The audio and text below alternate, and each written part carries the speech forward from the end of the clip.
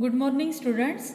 Here we are going to see our experiment number 3, that is to study the performance of full wave bridge rectifier.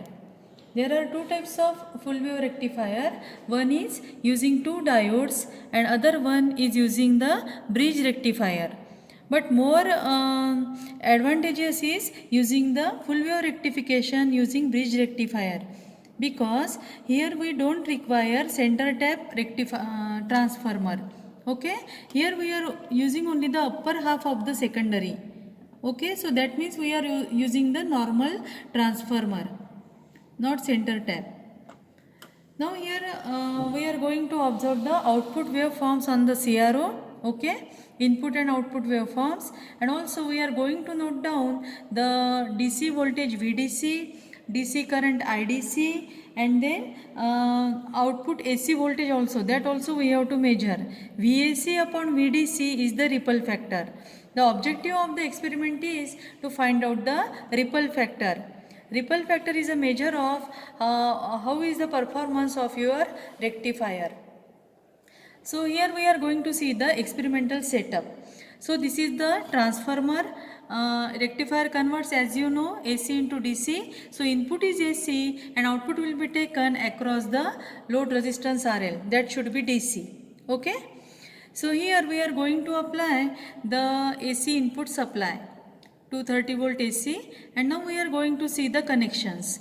So the positive upper half of this secondary winding of the transformer is connected to this end of the bridge rectifier.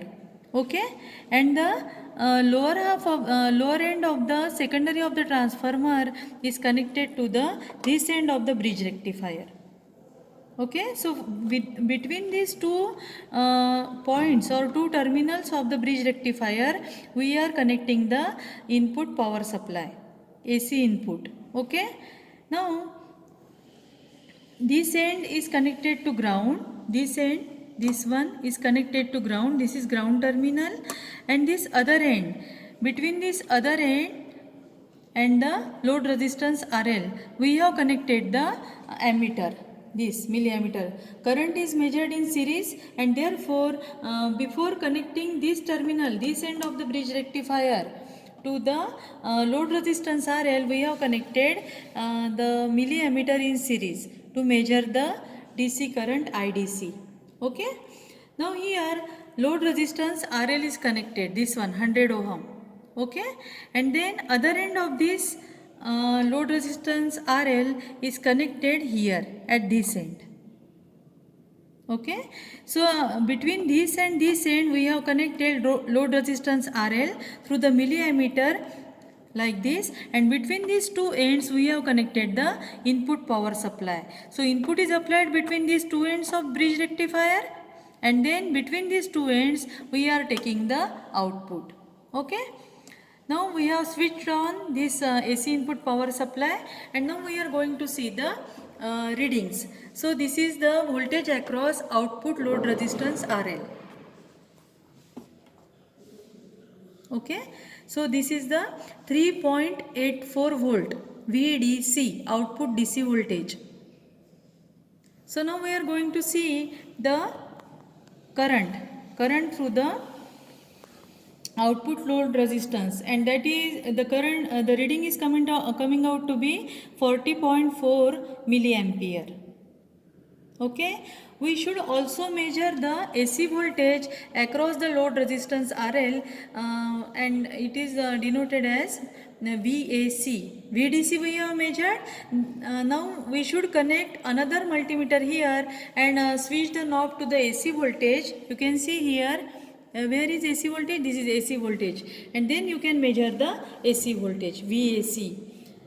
Now see here, we are going to observe the output waveform on the CRO across the load resistor RL. Okay, we have connected this terminal across the load resistor RL here. We are observing the waveforms on the output load resistance RL, and you can see here we are getting the exact full wave rectified output for both the half cycles of the AC input for positive as well as negative half cycle of the AC input, we are getting positive half cycle at the output, and this is called as full wave rectification. You can observe here your output is not constant. Even though you are getting output for both the half cycles of the input AC, but output is not constant. It should be a straight line, horizontal line. But you can see the fluctuations here also. This is the AC component. Are you getting it? And to measure how much amount of AC component is present in the output, we can measure it by calculating the ripple factor. This AC component in the output is called as the ripple present in the rectified output. Now here I am going to show you the input waveform, AC input. This is the rectified output. Full AC cycle we can observe. One can see here. I am removing this connection and directly connecting this to the upper half of the secondary.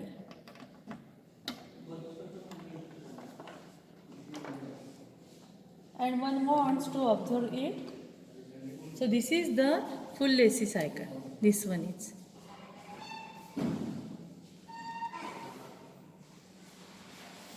So this is our input AC cycle. You can show in front. So this is the input AC we are getting, and whatever we have observed earlier, that was the rectified output. So it's over, student. Thank you very much.